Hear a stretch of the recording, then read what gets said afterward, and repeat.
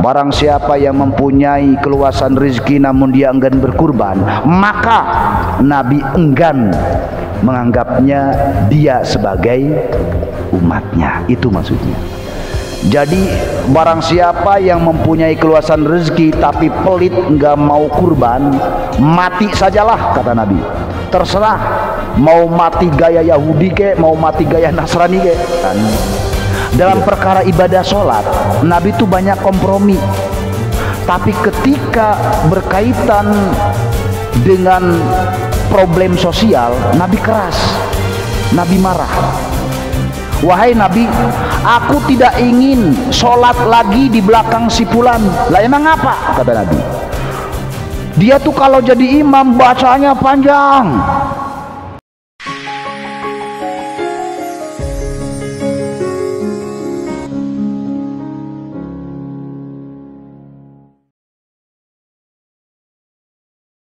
A'udzu billahi minasyaitonir rajim. Bismillahirrahmanirrahim. Al-udhiyatu sunnatun. Udhiyah hukumnya sunnah, yakni berkurban. Al-udhiyatu bitasdidil ya'i. Lafad udhiyah itu dengan tasdidnya huruf ya. Huwa ma yudhbahu minan na'ami taqarruban ilallah yaumal 'idi wa ayyamat tasyriq. Berkurban itu adalah menyembelih hewan ternak yang bertujuan demi mendekatkan diri kepada Allah Subhanahu wa taala, yang dilaksanakan pada hari Idul Adha dan hari Tasyrik. Nah, ini yang dimaksud hari yang mengiringi, yakni tanggal 11, 12, 13 Dzulhijjah. Wal aslu fiha qabla al-ijma'i qauluhu ta'ala. Dasar dalam kurban, ya makasih, sebelum ijma' ulama sudah ada dasarnya firman Allah Subhanahu wa taala. Allah Subhanahu wa taala berfirman di dalam surah Al-Kautsar ayat 2, "Fasholli li rabbika wanhar." Fasolli, maka solatlah engkau li rabbika, kepada Tuhanmu, wanhar, dan berkurbanlah. Perlu hadirin jamaah ketahui, di dalam ayat Al-Quran manakala perintah Allah atau yang disebut fi'il amar itu bersifat tunggal, mukhatabnya itu isim mufrad, mukhatabnya itu fa'ilnya yang dibidik mufrad, itu biasanya kewajiban yang diutarakan oleh Allah itu bersifat tunggal, hanya kepada Nabi. Berbeda ketika mukhatabnya itu bersifat jamak, maka perintah Allah itu bersifat umum kepada semua orang-orang yang beriman. Misalnya, ya ayyuhalladzina amanu kutiba alaikumussyam, atau aqimus sholah, dirikanlah oleh kalian sholat. Ada ayat Al-Quran mukhatabnya itu mufrad. Misalnya fatahajjad bihi nafilatallak. Jadi apapun firman Allah ketika kalimatnya fi'il amar yang bersifat tunggal, maka kewajiban itu biasanya mutlak hanya bagi Nabi, bukan bagi umat keseluruhan. Nah, nanti ada keterangan. Fasholli li rabbika wanhar. Wanhar di sini itu fi'il amar yang tunggal.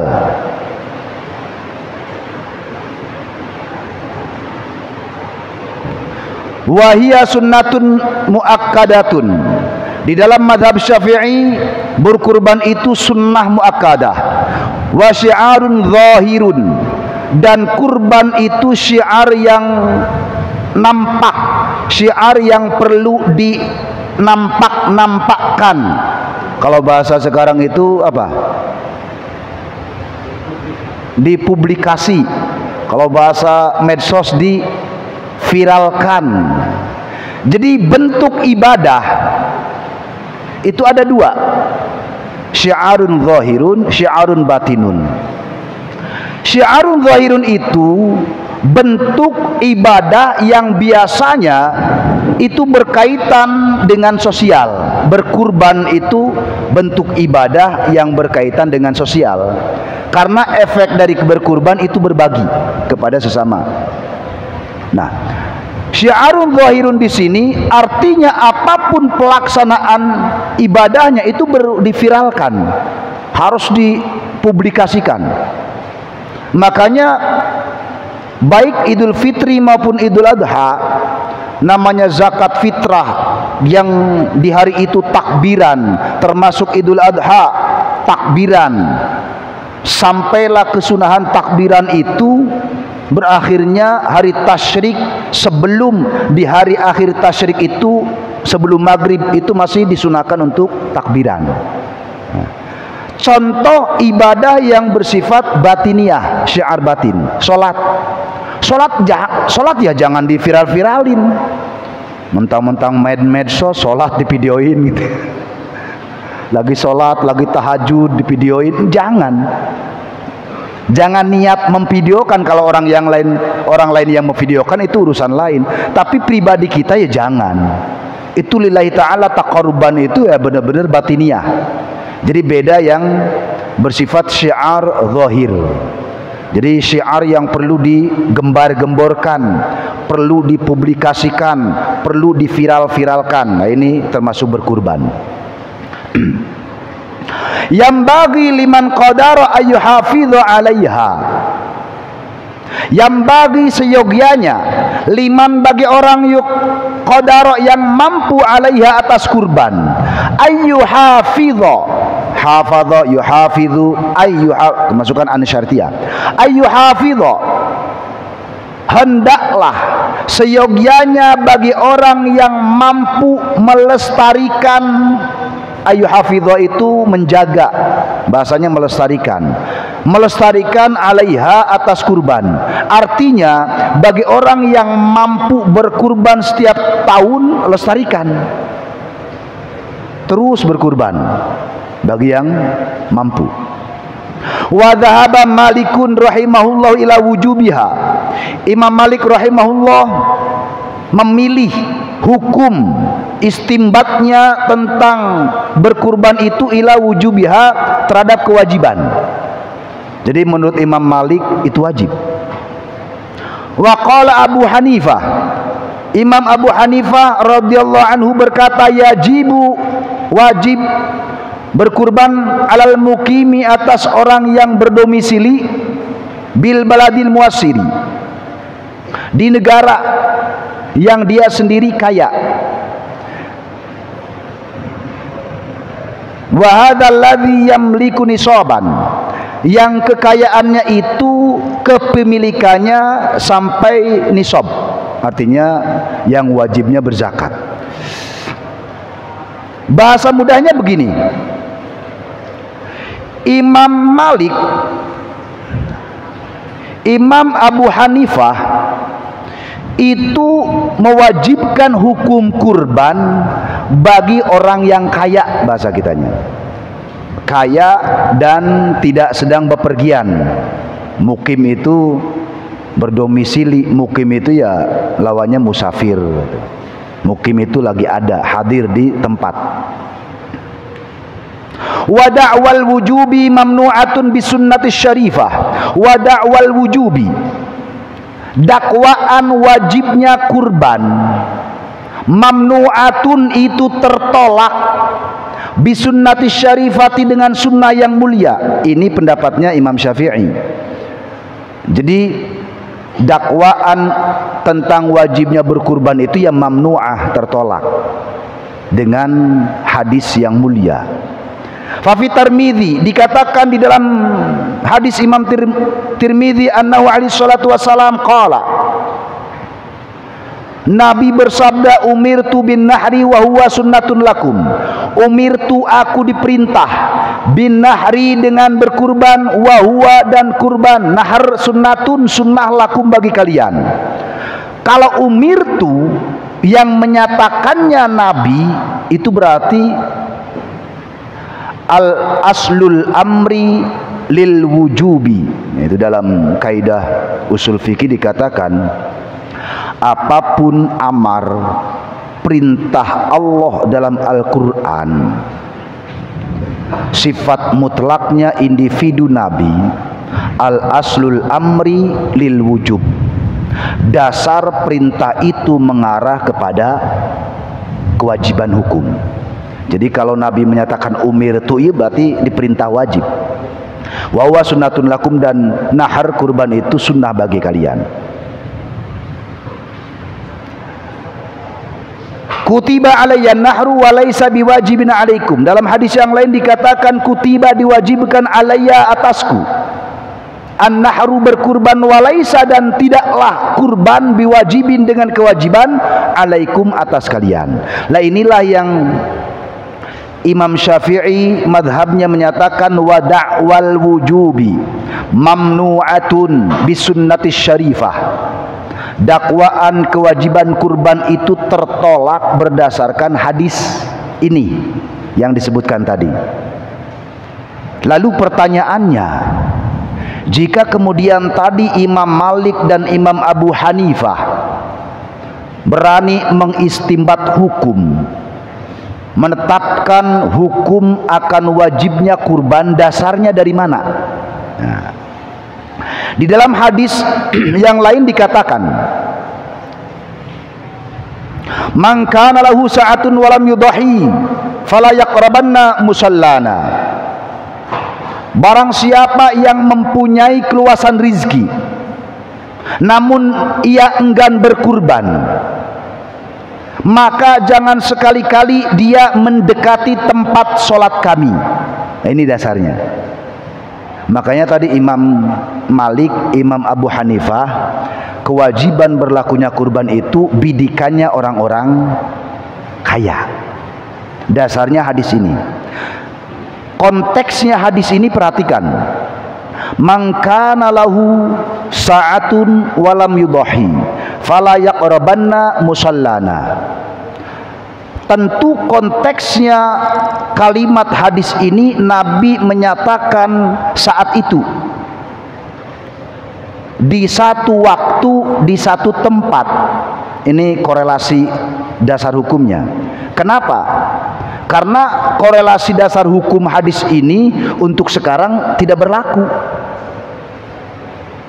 Sebab ada kata-kata fala yaqrabanna musallana. Barang siapa yang mempunyai keluasan rizki namun dia enggan berkurban, maka jangan sekali-kali dia mendekati tempat sholat kami. Konteksnya adalah Nabi saat itu menyampaikan dakwah dengan hadis ini di hadapan orang-orang yang kaya namun pelit.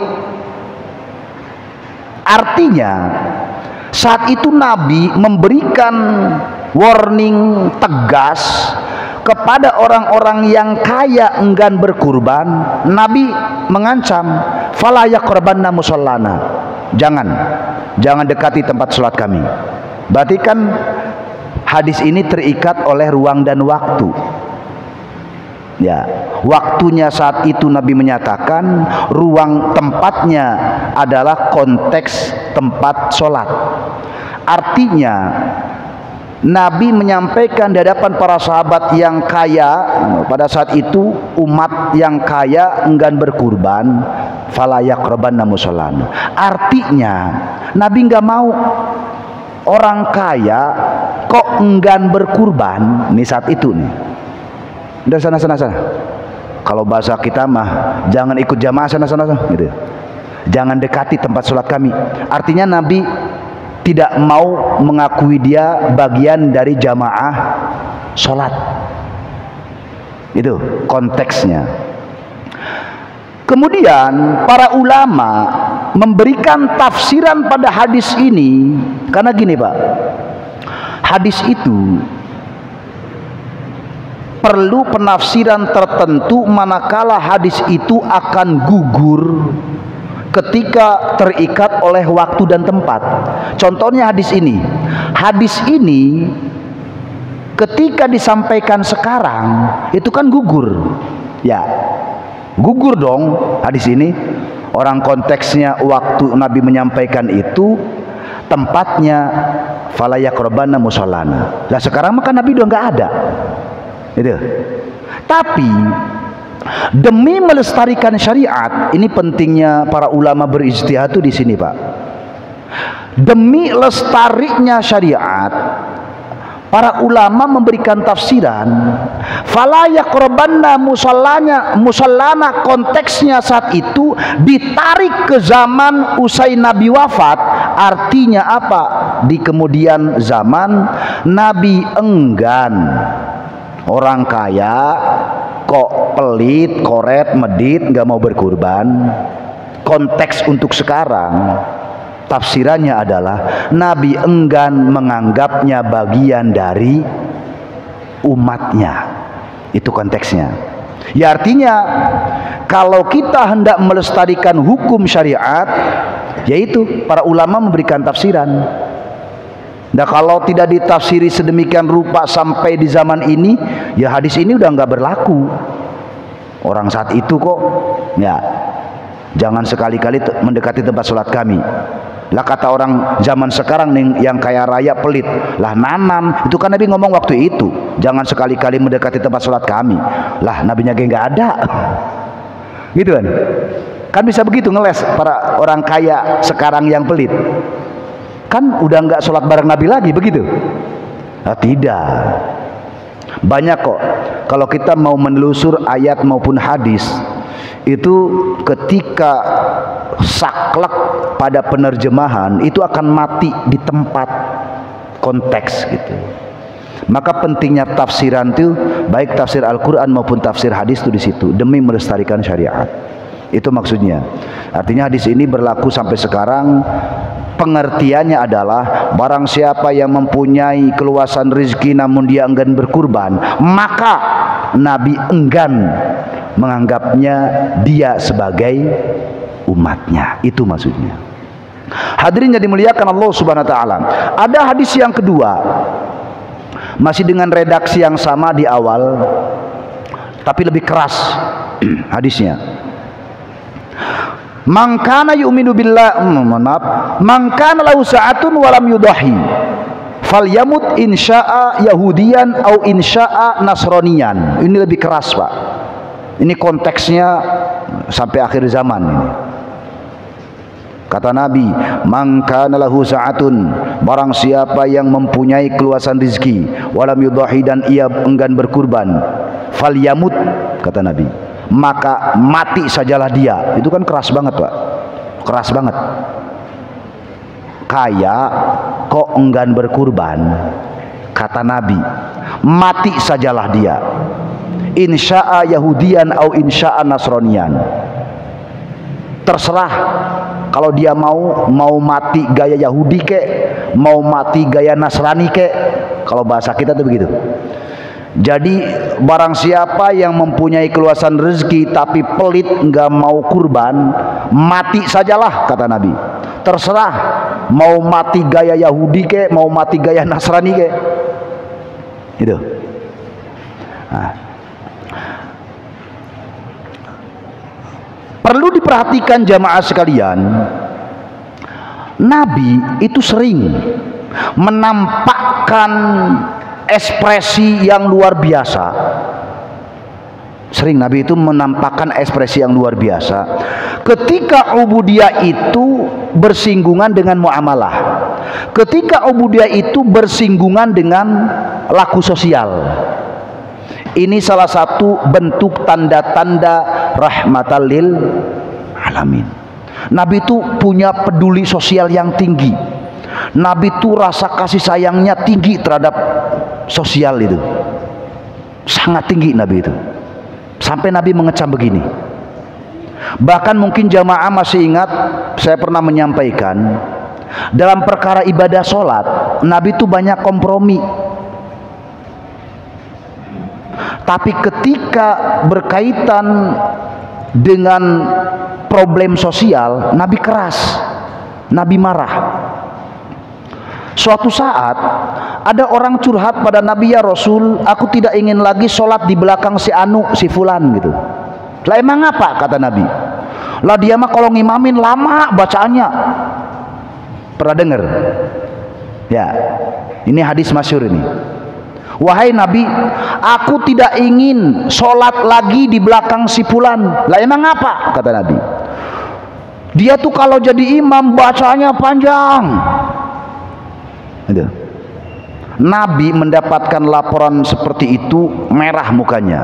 Lalu Nabi menyampaikan, sholatlah kalian ketika berjamaah, maka ringankanlah. Ringankanlah itu artinya jangan diberatin, jangan dilama-lamain, ringankanlah.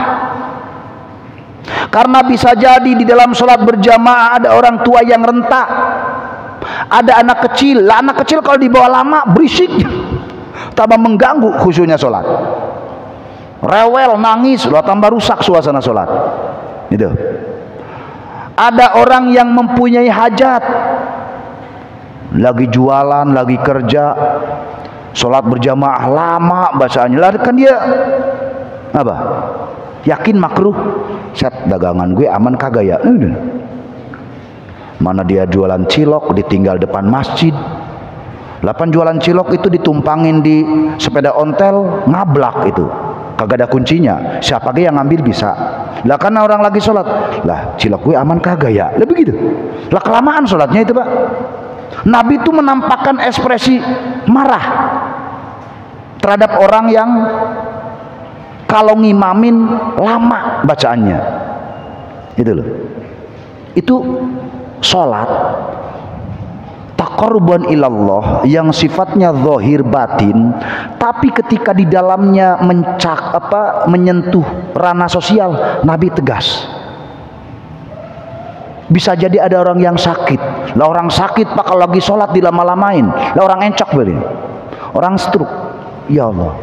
Padahal yang utama di dalam sholat apa, Pak? Khusyuk. Qad aflahal mu'minun alladzina hum fi sholatihim khashi'un. Qad aflahal mu'minun, sungguh berbahagialah, sungguh beruntunglah orang-orang yang beriman. Siapa yang sangat beruntung dari mereka orang-orang yang beriman? Alladzina hum fi sholatihim khashi'un, adalah mereka yang ketika di dalam sholatnya khusyuk. Gimana mau khusyuk? Sholatnya dilama-lamain. Nah, yakin besok-besok kalau diulangi, lo jangan imamnya nukin, jangan dipakai, tinggalin, kita cari yang lain begitu. Sholat taraweh, udah tahu orang kita nggak biasa 20 rakaat. Nah, dilama-lamain. Cari musola yang lain yuk. Cari masjid yang lain yuk. Coba sholatnya, yang penting tumakninah, rukunnya terpenuhi. Di Nurul Huda enak sholatnya, cepat, tapi benar bacaannya rame, Pak. Penting khusyuknya gitu loh, Pak. Itu laku sosial tuh Nabi sangat memperhatikan. Hadirin yang dimuliakan Allah Subhanahu wa taala. Itulah kenapa tadi dalam dua hadis ini yang menjadikan istimbat hukumnya Imam Malik dan Imam Abu Hanifah wajibnya berkurban itu hadisnya. Toh kewajiban yang diberlakukan oleh Imam Malik dan Imam Abu Hanifah atau madhab Maliki dan madhab Hanafi itu hanya khusus bagi orang kaya. Nah, kalau Imam Syafi'i tetap secara umum hukumnya sunnah muakkadah. Nah, ini kita ngaji hukum lagi, Pak. Saya mungkin sudah berapa kali di dalam majlis ta'lim ini menyampaikan tentang strata tingkatan hukum di dalam syariat. Jadi ada yang disebut sunnah, sunnah doang, fakot. Ada yang disebut sunnah muakkadah. Bedanya apa? bedanya nih Pak. Kalau sunnah sunnah doang, itu laku hidup Nabi yang terkadang Nabi melakukan, terkadang kagak. Misalnya sholat sunnah qobliyah maghrib, itu Nabi kadang ngelakuin, kadang kagak. Itu termasuk sunnah ba'diyah maghrib pun Nabi kadang ngelakuin, kadang kagak. Sehingga qobliyah dan ba'diyah maghrib itu tidak termasuk sunnah muakkadah. Nah, tuh. Kalau sunnah muakkadah ini contohnya. Jadi ada khitab Allah di dalam Al-Quran ketika bidikannya wajib perintah amar, misalnya kurban. Wanhar itu fil amar Pak. Fil amar artinya yang bersifat tunggal, mufrad itu yang dibidik tuh Nabi. Nabi kalau mendapatkan perintah apalagi tunggal itu punya kewajiban karena derajatnya Rasul Pak. Derajat Rasul itu semua perintah Allah dianggap wajib. Tapi bagi umat muslim perintah Allah tidak semua bersifat wajib. Ya tadi wanhar Nabi menyatakan sunnah. Tahajud untuk Nabi wajib. Makanya ada istilah Nabi itu kakinya kalau sholat malam sampai bengkak tuh ya itu tahajud. Dan sholat-sholat yang lainnya. Nah ini. Jadi ketika perintah Allah jatuh kepada kanjeng Nabi sebagai sebuah kewajiban, lalu Nabi dengan rahmatnya yang luas, dengan rasa kasih sayangnya yang luar biasa, khawatir syariat ini berat terhadap umat, maka Nabi menjatuhkan kurban ini sebagai sunnah. Maka para ulama untuk membedakan antara Nabi kadang lakuin, kadang kagak, itu namanya sunnah biasa. Nah, ketika Nabi mewajibkan dirinya atas perintah Allah, Nabi tidak mewajibkan kepada umatnya, maka inilah yang dimaksud sunnah muakkadah. Karena bagi Nabi sendiri sebuah kewajiban. Tuh. Ke umatnya menjadi sunnah. Namanya wajib berarti tidak pernah Nabi tinggalkan. Nabi tidak pernah meninggalkan. Itu seperti itu kedudukan hukumnya. Hadirin yang dimuliakan Allah Subhanahu wa taala. Kemudian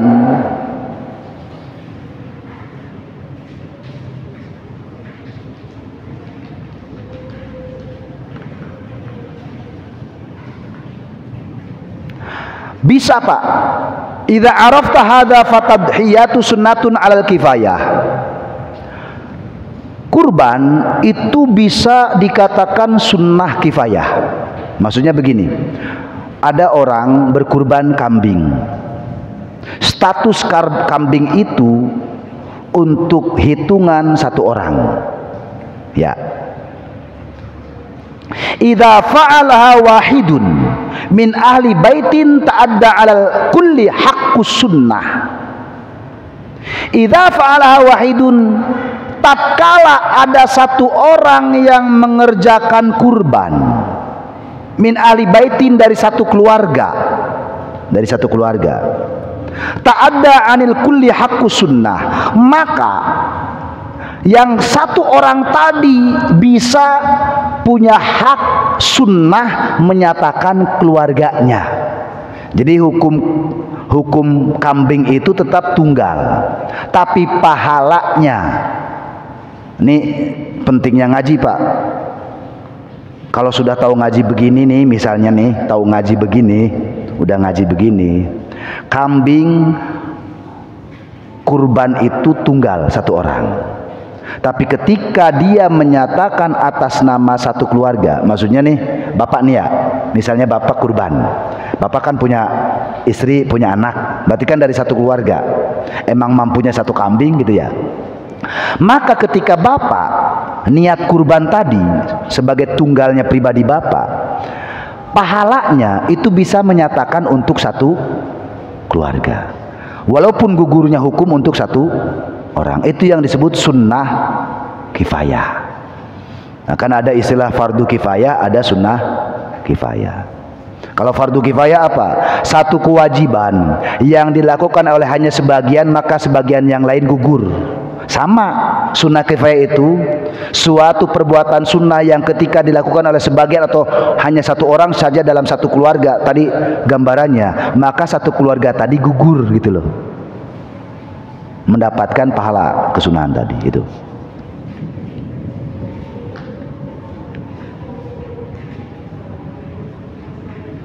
Walau tarokah alu baitin karihalahum dzalik.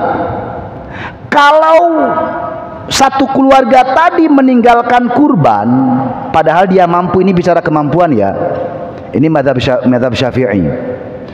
Karihalahum dzalik, maka makruh, dibenci. Ada orang mampu satu pun kagak ada yang berkurban dalam satu keluarga tadi. Wal mukhatabu bihal hurul qadir. Nah, mukhatab, perkara yang dibidik tadi yang barusan dijelaskan, biha tentang kurban, al qadir itu orang yang mampu. Jadi orang yang mampu, kalau satu orang saja itu namanya sunnah kifayah, yang lain sudah gugur.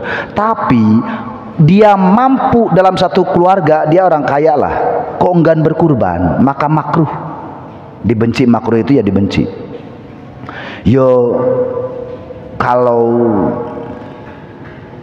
dia tidak melaksanakan kesunahan ya dibenci, walaupun tidak berdosa tapi dibenci berdasarkan kemampuannya tidak berkurban. Walil imami ayadhiya anil muslimina min baitil mal. Walil imami, dan berlaku boleh bagi imam ya, kalau sekarang presiden misalnya kalau dulu ya khalifah, ayadhiya, ia berkurban anil muslimina, dari kaum muslim, min baitil mali, atas baitul mal. Jadi presiden, khalifah boleh berkurban mengambil dari kas negara, baitul mal, kas negara, itu boleh mengatasnamakan kaum muslimin, itu boleh. Jangan-jangan presiden-presiden itu kalau kurban yang harganya miliaran tuh, 1,5 ton ya boleh sih, dari kas negara tuh boleh.